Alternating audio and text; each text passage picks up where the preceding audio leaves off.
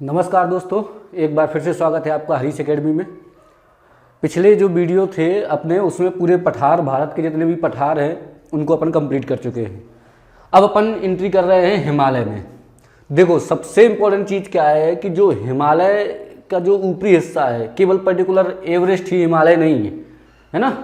हिमालय को समझने के लिए आपको स्टेप बाय स्टेप थोड़ी थोड़ी एक एक चीज़ें समझनी पड़ेंगी, क्योंकि यहाँ से बहुत अधिक मात्रा में क्वेश्चन आते हैं। तो चलिए शुरुआत करते हैं। हिमालय को कैसे, कहाँ से, किस तरीके से, इसका एक एक विभाजन मैंने यहाँ पर किया है और उसको एक एक करके समझेंगे। ये पूरा आपको एकदम समझ रट जाएगा, एकदम समझ में आ जाएगा कि आखिर हिमालय की कौन सी स्थिति कहाँ पर है, क्या कैसा है। ठीक है, तो सबसे पहले चलिए हिमालय, आप लोग ये तो समझ रहे होंगे कि ये मैंने थोड़ा सा बड़ा यहाँ पर कर दिया है। तो ये इंडिया का पूरा ये पार्ट, ये ऊपरी क्षेत्र है पूरा। ठीक है, यहाँ पर जम्मू कश्मीर का पूरा ये क्षेत्र, ठीक है, और ये यहाँ हो गया अपना पूर्वी क्षेत्र पूरा हो गया। अब हिमालय की, यदि थोड़ा सा हिमालय से ऊपर चलते हैं अपने इंडिया के थोड़ा सा बाहर, तो एक सबसे पहले यदि भौगोलिक रूप में बात करें तो एक ग्रंथि आपको मिलेगी जिसका नाम हमेशा पूछा जाता है, पामीर की ग्रंथि। पामीर पठार आपने पढ़ा होगा, ये पामीर ग्रंथि एक इतना पठारी क्षेत्र है जस्ट इसके ऊपरी क्षेत्र में। ठीक है, और इस पठार के जस्ट थोड़ा सा साइड में, जैसे इस साइड को आओगे आप पूर्वी क्षेत्र में, चाइना के क्षेत्र में, तो यहाँ जैसे आओगे तो एक श्रेणी मिलेगी जिसका नाम है कुनलुन श्रेणी। क्या नाम है? कुनलुन श्रेणी। अच्छा, कुनलुन श्रेणी जो है वो अपनी इंडिया में नहीं है। ठीक है, इंडिया के ऊपरी क्षेत्र पर है। तो कुनलुन श्रेणी कहाँ है? अपने ये लद्दाख के क्षेत्र के ऊपरी हिस्से से निकल जाती है। तो कुनलुन श्रेणी यहाँ हो गई। और ये पामीर घाट थी। एक श्रेणी इस साइड पाकिस्तान के क्षेत्र में, अफगानिस्तान के क्षेत्र में पहुंच गई जिसका नाम है हिंदकुश श्रेणी। क्या नाम है? हिंदकुश श्रेणी। ठीक है, तो ये तीन बातें क्लियर हो गई। पामीर ग्रंथि, पामीर ग्रंथि के पूर्वी क्षेत्र में गए तो आपको कौन सी श्रेणी मिली? कुनलुन श्रेणी मिली। और इसके पश्चिमी क्षेत्र में कौन सी मिली? हिंदकुश श्रेणी। बिल्कुल ऐसे दिमाग में इसको मैं पूरे बनाते हुए चले आएंगे, पर नीचे तक पढ़ते चले चलेंगे। ठीक है, ये यहाँ तक हो गया। अब यहाँ से एंट्री करते हैं अपन इंडिया में। जैसे अपन इंडिया में हिस्सा एंट्री की, देखो ये तो आपको पता है पीओके है। ठीक है, पाक ऑक्यूपाइड कश्मीर जो ये क्षेत्र है, ठीक है, ये लद्दाख का क्षेत्र जो चाइना के पास है। तो अब यहाँ जैसे अपन एंट्री करते हैं तो यहाँ पर एक बेल्ट पूरा का पूरा श्रेणियों का मिलता है। अब इसको समझना कैसे है, देखो मैं सिंपल सी चीज़ समझा रहा हूँ। मतलब मान लो कि ये एक ऐसे पठारों का एक तो क्षेत्र है, पहाड़ है। ये कश्मीर की ही बात कर रहा हूँ, हिमालय की ही बात कर रहा हूँ। हिमालय का एक इतना हिस्सा की भी चर्चा करेंगे, फिर दूसरे हिस्से की चर्चा करेंगे ऐसे। ठीक है, एक हिस्सा हो गया, ये दूसरा हिस्सा, तीसरा हिस्सा और चौथा हिस्सा। तो दो ये हो गए, फिर तीसरा हिस्से की चर्चा करेंगे और फिर चौथे हिस्से की चर्चा करेंगे। देखो हिमालय को चार हिस्सों में बांटा गया है। पूरा ये है पूरा हिमालय, पहला एक ऊपरी हिस्सा, फिर उससे थोड़ा सा नीचे का हिस्सा, फिर उससे नीचे का हिस्सा, फिर उससे, ऐसे चार हिस्सों की अपन चर्चा करने वाले हैं। ठीक है, तो अभी अपन ये हिस्सा ले रहे हैं। तो ये हिस्सा कहाँ है? ये वाला क्षेत्र है। अच्छा, इस हिस्से का पर्टिकुलर एक नाम रख दिया, जो जिसने पूरी ज्योग्राफी की रिसर्च की, सब कुछ किया, तो एक केवल इस पर्टिकुलर इस डब्बे का, मतलब इस हिस्से का नाम क्या रख दिया कि ये है ट्रांस हिमालय। कौन सा हिमालय है ये? ऐसे याद रखना है, ये कौन सा है? ट्रांस हिमालय है। ठीक है, तो ये हो गया ट्रांस हिमालय, इस हिस्से का नाम हो गया। अभी केवल ट्रांस हिमालय आप नाम रख दीजिए। चार हिस्से हैं, चारों हिस्से के नाम यहाँ लिखे हुए हैं, मैं एक एक करके समझाऊंगा। तो इस हिस्से का नाम क्या हो गया? ये ट्रांस हिमालय है। अच्छा, अब ट्रांस हिमालय के अंतर्गत क्या क्या आता है? तो देखो है तो पूरा ये हिमालय क्षेत्र, इसका नाम हो गया ट्रांस हिमालय। अपन सब लोग इतना तो जानते हैं कि यहाँ पर बहुत सारी श्रेणियां हैं, और श्रेणियों को क्रम से देखो, वैसी जानना क्या है, वैसी मैं आपको बताया, आपने पढ़ा होगा काराकोरम, लद्दाख, जास्कर, पीर पंजाल, धौलाधर, शिवालिक, ऐसी श्रेणियां हैं। ठीक है, तो ये तो ठीक है, काराकोरम, लद्दाख, जास्कर, पीर पंजाल, धौलाधर और शिवालिक, ये ऐसे लाइन से श्रेणियां याद रख लेनी है। तो देखो जो इसके हिस्से में तीन श्रेणियां आ गई हैं, मतलब यहां पर तीन श्रेणियां हैं। पहली कौन सी है? काराकोरम, सबसे ऊपरी हिस्से में। ठीक है, फिर लद्दाख, फिर जास्कर, मतलब KLJ करके ये तीन श्रेणियां हैं। KLJ श्रेणियां जो है, KL और J, ये KLJ नाम याद रखो। ये KLJ, काराकोरम, लद्दाख और जास्कर, ये तीन श्रेणियां जो हैं तो ट्रांस हिमालय के अंतर्गत आती हैं। बस बिल्कुल सिंपल से अपन को पढ़ते चलना है, एक एक को खोलते चलेंगे, पूरा समझ में आ जाएगा। तीन श्रेणियां कहाँ हो गई आपकी? काराकोरम, लद्दाख और जास्कर। कहाँ? सीधा सीधा क्वेश्चन आएगा, काराकोरम श्रेणी किस हिमालयी क्षेत्र में पाई जाती है? तो आपको आंसर टिक करना ये रहेगा, ट्रांस हिमालय रहेगा, फिर हिमाद्री या सर्वोच्च हिमालय, या अधिकतर क्वेश्चन आते हैं और लगभग 90% लड़के कंफ्यूज हो जाते हैं ये हिमाचल श्रेणी, लघु या मध्य हिमालय या शिवालिक हिमालय। तो ट्रांस हिमालय के क्षेत्र में केवल 3 नाम याद रखने, के, एल और जे। तो के से हो गया काराकोरम, एल से हो गया लद्दाख और जे से हो गया जास्कर। ये 3 चीजें जो है तो कहाँ है, अपनी ट्रांस हिमालय क्षेत्र में है। ठीक है, इतना क्लियर हो गया। अब चलिए इसी में और चर्चा करते हैं। देखो ये जो काराकोरम है, काराकोरम सब लोग नाम जानते हो, लद्दाख भी जानते हो, जास्कर, ये जास्कर नाम थोड़ा सा बस याद रखना है। अच्छा, काराकोरम और लद्दाख के बीच पे ही एक पर्वत भी है। अब देखो जो मेरे पुराने स्टूडेंट हैं वो सब जानते होंगे कि श्रेणी बात अलग होती है, पर्वत बात अलग होती है। ठीक है, तो ये जो श्रेणी है पूरी, यहीं पर एक पर्वत है जिसका क्या नाम है, K2 8611 मीटर। अब देखो K2 इंपॉर्टेंट कैसे है, भारत की सर्वोच्च चोटी का नाम बताइए। देखो भारत की सबसे ऊंची चोटी कौन सी है, आप लोग टिक करोगे क्या, माउंट एवरेस्ट? अब तो नहीं करोगे ट्रिक। आपको पता है कि इंडिया की यदि पर्टिकुलर बात करें तो K2 है, जिसकी ऊंचाई भी पूछी जाती है 8611। और हिमालय की जब सर्वोच्च चोटी की बात करें, 2 क्वेश्चन दोनों अलग अलग है। जब भारत की सर्वोच्च चोटी की बात करें तो टिक करना है K2। ठीक है, काराकोरम की जो ये चोटी है K2 8611। और जब भारत की चोटी की बात करें तब अपन को टिक करना है माउंट एवरेस्ट, क्योंकि ये नेपाल में आती है माउंट एवरेस्ट। ठीक है, तो देखो K2 जो भारत की सबसे ऊंची चोटी है वो यहाँ पर है। ठीक है, ट्रांस हिमालय के क्षेत्र पर है, K2 है। ठीक है, और इसी ट्रांस हिमालय से लगता है ये जो क्षेत्र है यहीं पर उसी का क्षेत्र है। थोड़ा सा क्या है, ये बीच का क्षेत्र आ गया है हिमाद्री का। यहीं पर एक पर्वत और है जिसका नागा पर्वत नाम है। ठीक, कौन सा पर्वत, नागा पर्वत। 8126 मीटर का जो है तो ऊंचाई नागा पर्वत की है। देखो 2 बातें हो गई। पहली बात क्या हो गई कि ट्रांस हिमालय क्षेत्र में 3 श्रेणियां याद रखनी है। कौन कौन सी 3 श्रेणियां याद रखनी है आपको, काराकोरम याद रखनी है, लद्दाख, जास्कर, ये 3 श्रेणियां याद रखनी है। ठीक है, अच्छा और थोड़ा सा इसको खोलते हैं। देखो जो ये 3 श्रेणियां हैं, काराकोरम, लद्दाख और जास्कर, यहीं पर कुछ झीलें हैं। जैसे डल झील हो गई। डल झील कौन सी श्रेणी, मतलब कौन से क्षेत्र पर है, तो ट्रांस हिमालय क्षेत्र पर ही कौन सी है, डल झील, बुलर झील सब है। ठीक है, और डल झील, बुलर झील, पांगको करके नाम है एक झील का नाम, वो भी कहाँ पर है, यहीं पर है, वो भी झील यहीं है। ठीक है, ये हो गई।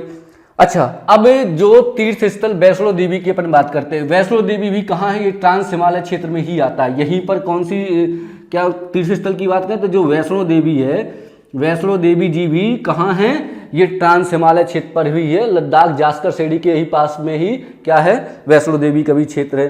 ठीक है, अच्छा एक क्वेश्चन कश्मीर का आता है, आप लोगों ने शायद पढ़ा होगा या नहीं पढ़ा होगा, चरार ए शरीफ। ठीक है, क्या नाम है, चरार ए शरीफ। ये एक तीर्थ स्थल है चरार ए शरीफ, ये भी कश्मीर पे ही है और ट्रांस हिमालय क्षेत्र पर ही आता है। ठीक है, तो ये कुछ क्वेश्चनों मैंने इसलिए बताया क्योंकि ये आपको बिल्कुल दिमाग में याद रखने की, चरार ए शरीफ जो है ना, तो ये कहाँ पर है, ये ट्रांस हिमालय क्षेत्र पर स्थित है। ठीक है, वैष्णो देवी भी कहाँ है, ट्रांस हिमालय। ना शिवालिक लगाना है, ना पीर पंजाल, ना धौराधर, मतलब ना ये हिमाचल श्रेणी, ना लघु हिमालय टिक करना है, ना ये बृहद हिमालय टिक करना है। केवल क्या टिक करना है, अभी ट्रांस हिमालय टिक करना है। ठीक है, तो ट्रांस हिमालय की 3-4 बातें मोटी मोटी हो गई। ट्रांस हिमालय क्षेत्र सबसे ऊपरी क्षेत्र है। ठीक है, और दूसरी बात क्या है, ट्रांस हिमालय का सबसे ऊंची क्षेत्र हो गया ट्रांस हिमालय क्षेत्र। इसमें 3 श्रेणियां हैं, काराकोरम, लद्दाख और जास्कर, 3 श्रेणियां हो गई। और चौथी बात इसमें क्या है ट्रांस हिमालय में, कि इसमें यदि तीर्थ स्थल की बात करें तो वैष्णो देवी और चरार ए शरीफ ये भी यहीं पर है। और झीलों की बात करें, डल झील, बुलर झील, पेंगोंग त्सो झील, सब कहाँ पर है, ये ट्रांस हिमालय में है। ठीक है, अब चलिए इसके आगे बढ़ते हैं। अच्छा, अब ट्रांस हिमालय के जैसे नीचे आप उतरोगे, थोड़ा सा नीचे जैसे ही आओगे तो एक हिमालय आपको मिलेगा, एक दूसरा, ये इस वाले की अब बात करेंगे। ठीक है, पहला कंप्लीट हो गया, अब दूसरे डब्बे की बात करेंगे। एक पार्ट तो हो गया ट्रांस हिमालय का। अच्छा, दूसरे में क्या है, दूसरा जो है इसका नाम है, दूसरे का हिमाद्री अर्थात सर्वोच्च या बृहद हिमालय। नाम क्या है इसका, हिमाद्री अर्थात सर्वोच्च या वृहद हिमालय। देखो भाई, ये इतना नाम याद ही रखना है। ट्रांस उसका सिंपल सा है, इसका नाम हिमाद्री हिमालय भी बोल सकते हैं, या सर्वोच्च हिमालय की भी बात कर सकते हैं, या बृहद हिमालय, बड़ा सबसे बड़ा हिमालय की भी बात कर सकते हैं। तो ये आपको ये 3 नाम, हिमाद्री हिमालय, सर्वोच्च हिमालय, बृहद। ट्रांस हिमालय के जस्ट नीचे वाले डब्बे की अपन बात कर रहे हैं, तो वो केवल ये श्रेणी है। ठीक है, अच्छा ये बहुत ज़्यादा इंपॉर्टेंट इसलिए हो जाती है हिमाद्री अर्थात सर्वोच्च या बृहद हिमालय, क्योंकि यदि ये क्वेश्चन आ जाए कि हिमालय जो पूरा पर्वत है या श्रेणी है, जो पूरी हिमालय श्रेणी है, उसकी सर्वोच्च श्रेणी का नाम बताइए, तो देखो अधिकतर लोगों को कन्फ्यूजन क्या होता है कि जब ट्रांस हिमालय पढ़ लेते हैं तो उनको लगता है कि सबसे ऊपरी हिस्से में ये स्थित है तो सर्वोच्च श्रेणी यही है, बट ये हो जाता है आंसर गलत। सर्वोच्च श्रेणी की यदि बात करें, सबसे ऊंची श्रेणी, तो सबसे ऊंचाई पर श्रेणी की यदि बात करें तो वो है अपनी हिमाद्री अर्थात सर्वोच्च या बृहद हिमालय। सबसे बड़ी श्रेणी की बात करें तो भी ये अपना इस नाम से स्पष्ट है, सर्वोच्च यानी कि सबसे ऊंची, बृहद यानी कि सबसे बड़ी श्रेणी की बात करें तो कौन सी है, ये हिमाद्री अर्थात सर्वोच्च या बृहद हिमालय। तो पहला क्वेश्चन यहां से हो गया, भारत की सर्वोच्च श्रेणी का नाम बताइए, तो आपको टिक करना है हिमाद्री श्रेणी जो भारत की सर्वोच्च श्रेणी है, ठीक है, तो ये हो गया। अच्छा दूसरी इंपॉर्टेंट, इसको कैसे याद रखना है, देखो केवल K2 और नागा पर्वत को छोड़ करके 90% यदि पर्वतों की बात करें और पूछे तो टिक कर देना है हिमाद्री अर्थात सर्वोच्च या बृहद हिमालय में ही सभी प्रकार के पर्वत हैं। फॉर एग्जाम्पल यहाँ देख लीजिए, ये श्रेणी यहाँ से लेकर के कश्मीर से लेकर के और यहाँ अरुणाचल प्रदेश, अराकान, योमा और वो जो मैंने बताया था पिछले वीडियो में, वो वहाँ तक पूरी ये श्रेणी गई हुई है, ठीक है, हिमालय की। अब इसमें पर्वत शुरुआत होते हैं यहीं से, हिमाचल प्रदेश के क्षेत्र से ही। तो सबसे पहले पर्वत का नाम एक आएगा नंदा देवी। नंदा देवी पर्वत है, कितना है, 7816 मीटर की लंबाई नंदा देवी की है। उसके बाद अपना पर्वत यहाँ पर एक मिल जाएगा इस श्रेणी में, धौलागिरी। अभी ये जब पर्वत पढ़ेंगे तो एक एक इनकी जिले मतलब स्थिति कौन कौन से राज्य में है उनकी भी जानकारी लेंगे। अभी आप केवल श्रेणियों में पर्वत को एक बार सुन लीजिए, फिर उसमें और डिटेल से पढ़ेंगे। नंदा देवी 7816 मीटर की ऊंचाई है, कहाँ है, हिमाद्री जो श्रेणी है उसमें है। धौलागिरी भी कितनी है, 8172 मीटर की ऊंचाई है, वो भी कहाँ है आपका, हिमाद्री अर्थात सर्वोच्च या बृहद हिमालय के क्षेत्र में है। अन्नपूर्णा की श्रेणी, वो भी अन्नपूर्णा पर्वत कहाँ है, 8072 मीटर की ऊंचाई है, वो भी कहाँ है आपका, हिमाद्री अर्थात सर्वोच्च या बृहद हिमालय में। और माउंट एवरेस्ट 8848 मीटर, बहुत बार पूछा गया, नेपाल में स्थित है और उसकी किस श्रेणी पर है, हिमाद्री अर्थात सर्वोच्च या बृहद हिमालय की श्रेणी पर ये माउंट एवरेस्ट स्थित है।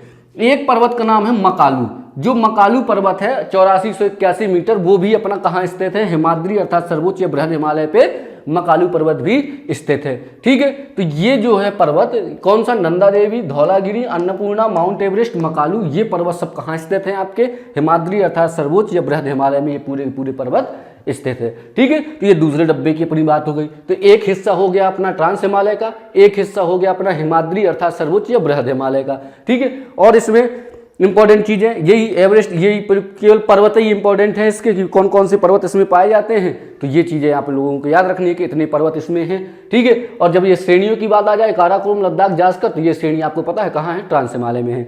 अब चलिए अब तीसरे डब्बे की बात करते हैं, 4 हैं, ठीक है।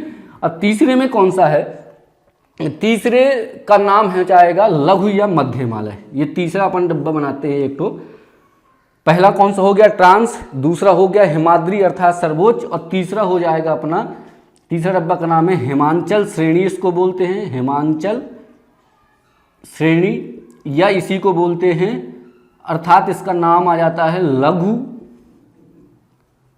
या मध्य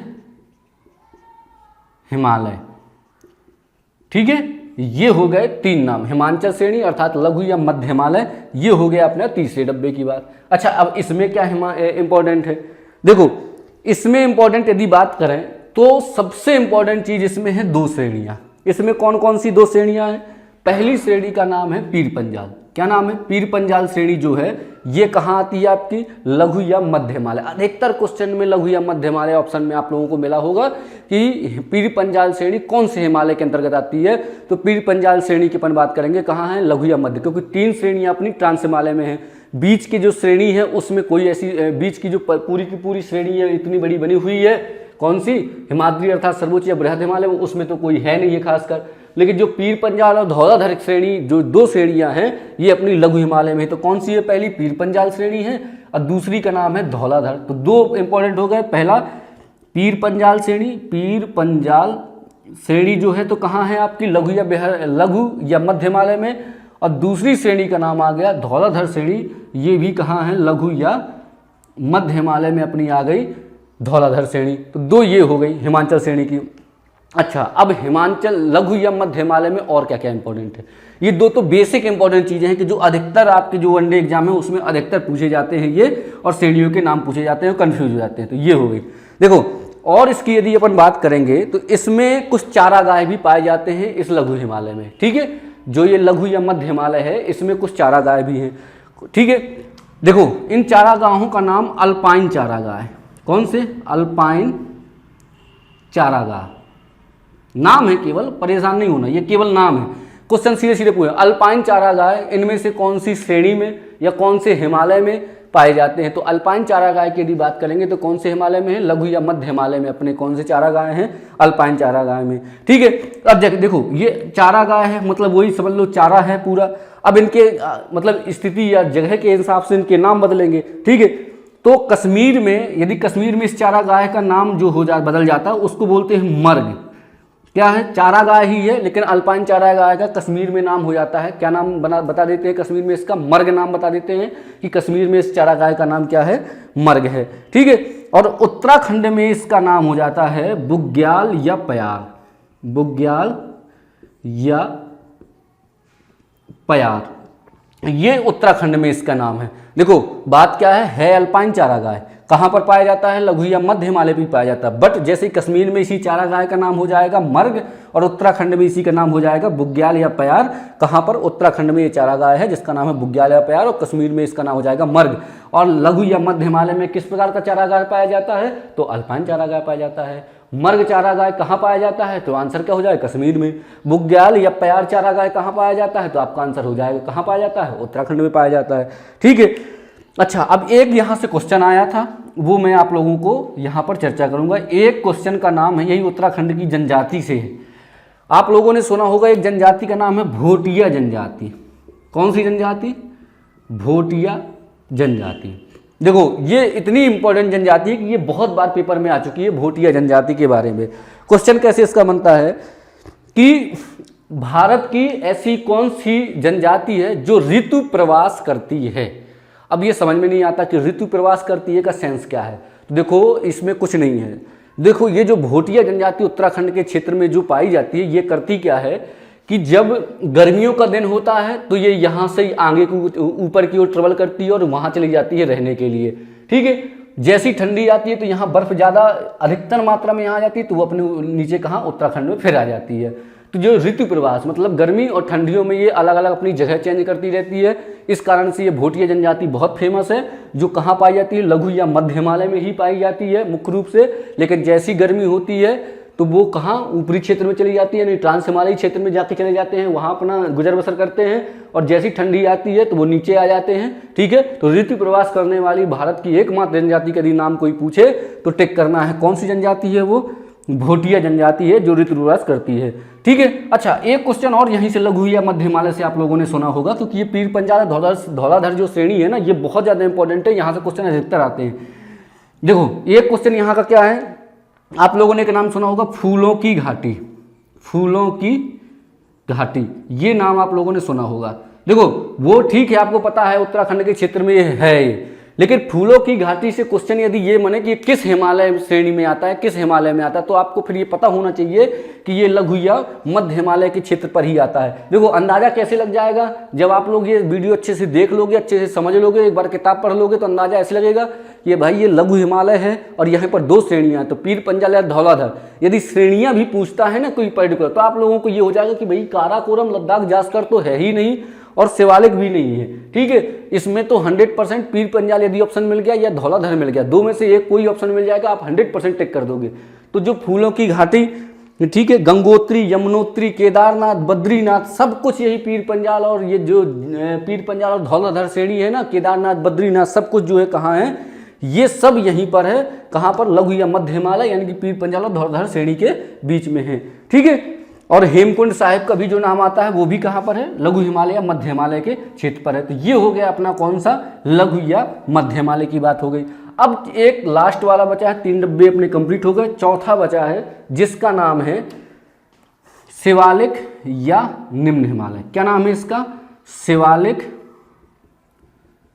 शिवालिक या निम्न, या इसको कह सकते हैं बाह्य हिमालय, बाहरी हिमालय, बाह्य हिमालय, शिवालिक या निम्न या बाह्य हिमालय। अब अपन इसकी बात करेंगे। देखो हिमालय के सबसे बाहरी क्षेत्र जो यदि कोई हिमालय है, हिमालय के सबसे बाहरी क्षेत्र का यदि नाम कोई पूछे तो उसका नाम अपन क्या बता सकते हैं कि ये शिवालिक है, बाहरी, या जिसको निम्न बोलते हैं या बाह्य हिमालय के नाम से भी जानते हैं। अच्छा, जो ये नेपाल का ये क्षेत्र इसी पर लगता है, काठमांडू घाटी। यदि काठमांडू घाटी की बात करें, ठीक है, काठमांडू घाटी जो बात करें तो वो अपनी ये जो लास्ट का शिवालिक अर्थात निम्न या बाह्य हिमालय के क्षेत्र पर ही काठमांडू घाटी आती है। देखो अब गलती कैसे हो सकती है, गलती इसलिए हो सकती है कि आप लोगों ने यहाँ पर रखा है कि ये नेपाल से होकर के इसको गुजार दिया गया है, किसको, ये जो सबसे बृहद वाला हिमालय है, हिमाद्री अर्थात सर्वोच्च या बृहद हिमालय है।